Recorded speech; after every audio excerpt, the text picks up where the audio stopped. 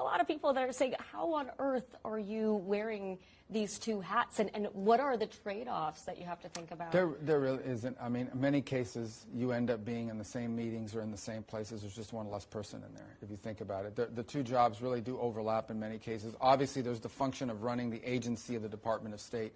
But what I find myself in many cases doing is when a lot of people would come to Washington, for example, for meetings, and they'd want to meet with a national security advisor and then meet with me as Secretary of State.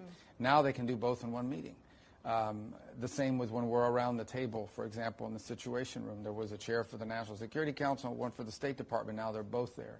Are you doing more time at the White House than traveling abroad? Well, like when there's a conflict, yeah. I mean, and so what we've had over the last couple of weeks is we've known that there might be something breaking out in the Middle East, and then we had to manage our role in it. So, yeah, you spend more time there in that regard. But I go to the State Department almost every day because we have a lot of bilateral meetings with foreign ministers that are coming to town, so I go and see them over there. Well, and the but NSC has changed a lot under you, and I think a lot of people know what the Secretary of State role is, but how do you envision what does the MarcoRubio NSC look like? Well, it's not the MarcoRubio NSC, it's the Donald Trump NSC, and what its job is to coordinate the agencies to execute the president's mission. So it's the conductor of an orchestra. The NSC doesn't play the clarinet or the flute or the violin. Its job as the conductor is to make sure that everybody is playing the sheet music based on their instrument.